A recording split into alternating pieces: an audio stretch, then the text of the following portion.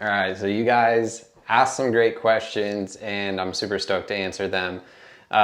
Might be a little bit out of order because I'm looking at the actual images from Instagram, trying to figure out which questions fit into which categories. But we'll just kind of start with some simple ones just about myself. So, um, got asked about my own diet and my own training regimen, and I think that's actually a really important thing because a lot of people do ask that. I don't really share very much about what I do for myself as still an athlete that likes to train, as someone that likes to be active, likes to go out and do different things, rock climbing, snowboarding, mountain biking, and of course riding my dirt bike. So, I don't really train for one specific thing just because I'm not in a place in my life where I'm like, oh, I'm going to compete in, this event or this activity. So a lot of the time I'm just trying to meet what makes me feel good. I'm trying to do what makes me look good too. So I really enjoy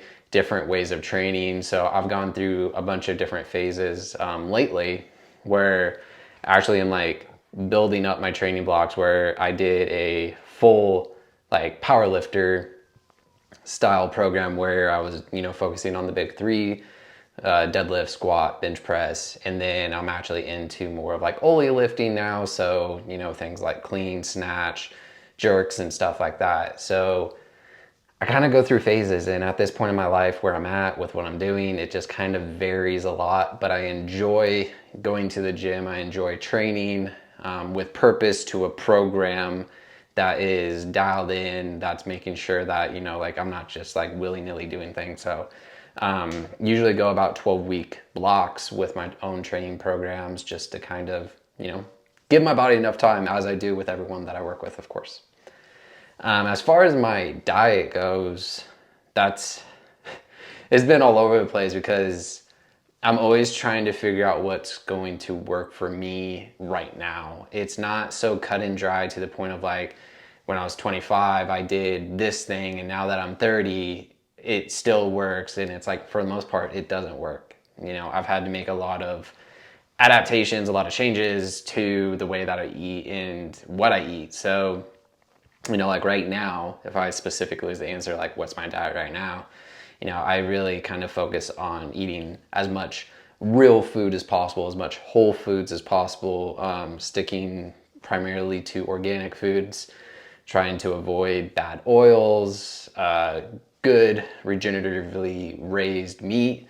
So I do eat a lot of animal product. That's what works best for me. My body really enjoys it. I feel great on it. So that's something that has more so become like a big piece of how I, do my nutrition is through animal products. But there's a little bit of supplementation with certain things, magnesium, zinc, creatine. I do take a whey protein from ProMix, vitamin D, just like pretty general supplementation. I'm not doing anything crazy fancy as far as my supplements go that I'm trying to, get something I'm not getting from my normal nutrition. I always try and eat my nutrition first and then supplement as needed from there. So I think that's probably the biggest thing is just, figuring out what's worked best for me, and it's ever changing as well. So, sometimes I'll go on a path of eating like rice or something, and I'm like, I just feel bloated. Then I cut out rice and I don't feel bloated anymore. It doesn't mean rice is bad, it just means it's not really working well for me. So that's kind of been the biggest thing, especially of late, is I'm just trying to figure out what my body likes and doesn't like at this point in my life. Might change again when I'm 32, 34, so we'll see. So moving on from myself, I got some really good questions actually about training as well. So some of them are training specific, and some are training to, motocross and also the motocross industry. So this is actually really fun. So pretty simple question I got asked about was, should I do cardio before or after strength training? And that's actually a really good question because what you choose to do kind of changes things a little bit. So if you're trying to be a hybrid athlete, which I throw motocross athletes into the hybrid athlete category because of the different energy systems that the body has to use while racing, while riding and stuff like that. So very blended. You know, you need to be good at low intensity, you need to be good at high intensity, and your body needs to be good at metabolizing metabolic waste. So depending on what you're ultimately trying to go for, typically cardio post strength is going to help you with more of that like hybrid feel. If you're trying to get more of like a low intensity, and maybe even like a part of your warm up, then you can do it before. There's not really like a right or wrong to this, especially for the general public. Like anyone that's just trying to exercise and work out, like it really doesn't matter too much what you're doing this or that before. Like if you do cardio before your strength and your strength session kind of sucks, well, don't do cardio before, do it after. Or if you feel like you recover better because you're doing cardio after, like it's just kind of figuring out what works best for you, especially if you're not training anything like crazy specific. Next question on training actually is a exciting question because this comes from a former professional motocross, supercross champion, not just racer, but champion. So super stoked on this. He asked, should I train differently at 53 than I did at 35? And my answer is actually going to be no, because the physiology is the same. Your body is still operating with all the same organs, all the same bones, all the same muscles. They didn't go anywhere. One thing I would have somebody at that age do, and actually I have all my riders do it as well, is, you know, get blood work done. See where you're lacking, see what needs to change, see what you might need help on. You know, it might be nutritionally, it might be hormonally, but reading into kind of the bigger picture, not just like, oh, I'm gonna go to the gym, I'm gonna hit squats and do all these different exercises and stuff, which is fantastic, but knowing the nuances is gonna actually determine what's gonna be best for you as an individual. So a 53-year-old to a 35-year-old, you know, I'm 30, and my father-in-law is in his late 50s, great shape, works out 4 or 5 times a week, and I actually program for him. So I don't do much differently for him. He's very strong, he's very active. It's just more so the tailoring to his goals and to, you know, maybe the little injuries that he might have that we have to do some like corrective work on or something like that. But like for the most part, like the body is still the body, so you just have to meet it where it's at. So like if a person's 35, you're just going to meet them where they're at when they're 35. If they're 53, you're just going to meet them where they're at when they're 53. So no matter what, it's just more about the goal, where you're at, and what you need to do to reach the goal from where you're at. And like I said, blood work can be a real helping hand in that because it breaks down the nuances past just, you know, the exercise program itself. So I actually like that question because I think a lot of people can relate to that, especially, you know, with the advancement in training that has occurred over the last couple decades and everything. So it's a lot of like, you know, the way that things used to be definitely aren't the way that things are now. And, you know, 20 years from now, it's going to be the same deal as well. So ever important to, you know, stay updated on things. So couple personal, professional questions. I actually think these are really good questions about just where I'm at in my training as a coach, where I want to go as a coach. So I got asked, what is my overall professional goal? And I would really say to grow past where I am today, tomorrow. That's all I can really say because I don't know specifically if I want to be an Alden Baker or if I want to be more of a hands-off type coach where, you know, I have a gym, you know, in my local town, and then I'm able to also have other businesses that I own. So like, I think professionally, I just want to be a successful business person and also be a successful coach and kind of let that lead the way for everything else. And, you know, it kind of leads into the next question was if I wanted to train, manage a team, kind of like what Alden does with KTM. And, it really kind of comes down where I'm at in my career, where I'm at with my other riders. If the job involves a move, I really enjoy where I live and kind of the way that I do things remotely, but also in person by traveling to, facilities and races and stuff like that. So, I know a lot of people say you can't have your cake and eat it too, but I'm running my own show, so I'm gonna have my cake and eat it too at this point. But yeah, it just kind of depends. I wouldn't, turn my head away from an offer. I would consider it. I would look into it. I would discuss it and see if that would be the right move for that time. So it really kind of just depends, time, place, and where and everything like that. I had two questions that are actually fairly similar. So, one of the questions was, are you wanting to reform the industry as a coach, as a whole, or bring in more, trainers and coaches like myself? So I'll start with that one.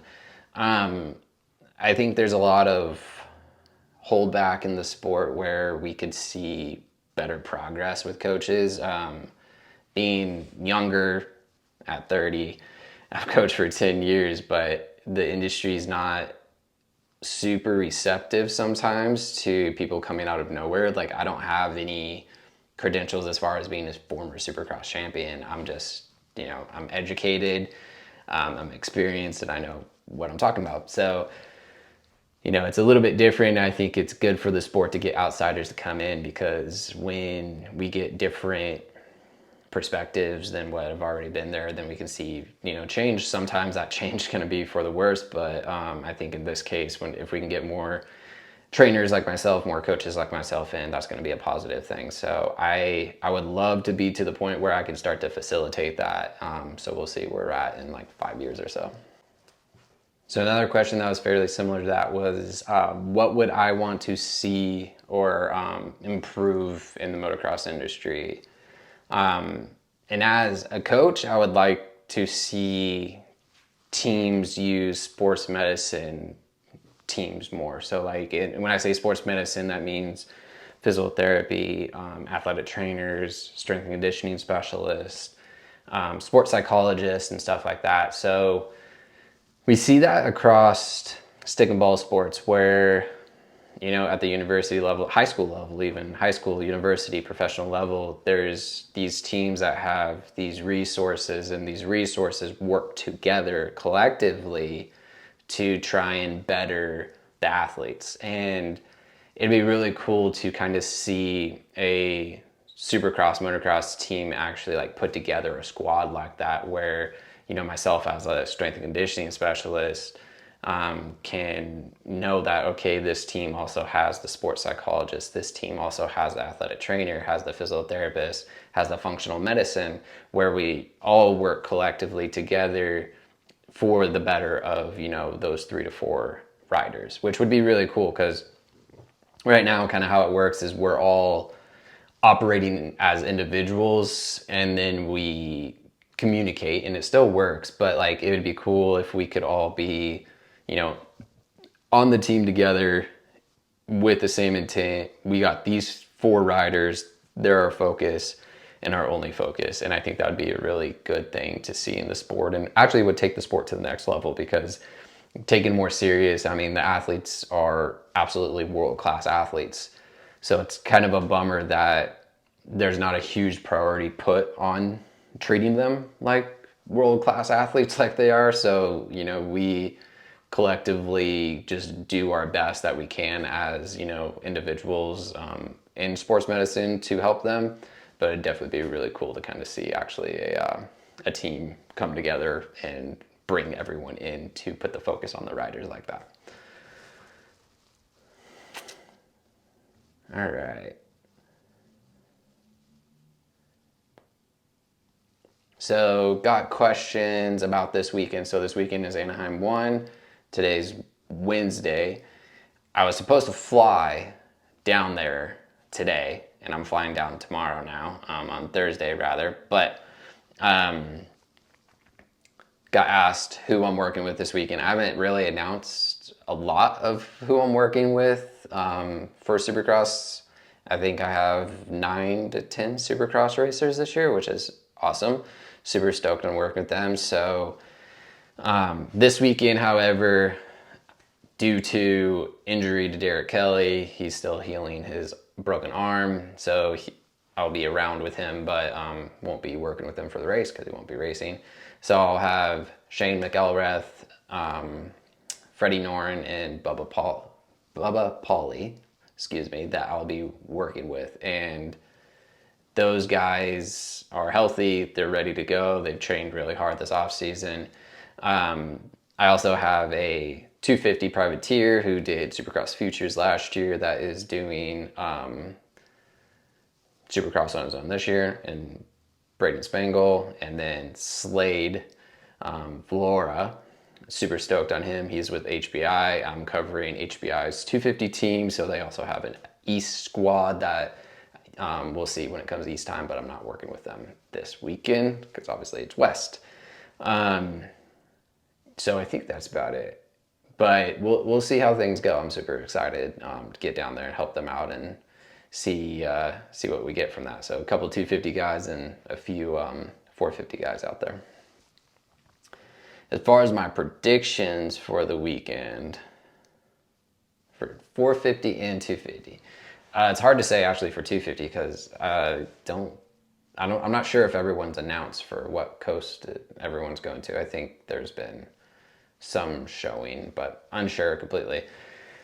But from my knowledge, Hayden Deegan's on East because Yamaha did announce their West, and then so I think that kind of leaves like Shimoda. I think has probably got the best shot in the 250. He looked great on the Honda.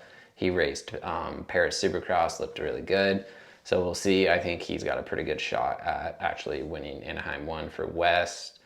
Max Volan, I think, will be a podium guy on the Pro Circuit team now. And then I don't know who else is going over on Pro Circuit, so actually kind of interesting. But I wouldn't be surprised to see, either Jordan Smith or Thrasher as well, because they both know how to ride, but they've been on the East Coast the last few years, so should be interesting to see them over on the West Coast. As far as 450 goes, that's like the biggest crapshoot ever because it's so stacked and you have no idea who's gonna come out. But I'll say who I would like to see in the top 3 essentially. So probably gonna see a very good showing from like Malcolm Stewart, Eli Tomac coming back from injury, and then Chase Sexton and Jet Lawrence as well. So it's kind of hard to say like who's actually going to be in that top 3, but of those 4 guys, I guarantee 2 of the 4 at least in the podium. So yeah, we'll see. I think it would be cool to see Eli win though. So that's like coming off her injury and kind of coming back for a redemption year, probably his last year. Would be cool to actually see Eli come out and win Anaheim 1 again. So we'll see. But yeah, we'll do a recap after the weekend and get more content posted out there. And if you like the video, which I'm sure you do, like, and then share it, subscribe, and I'll see you in the next one.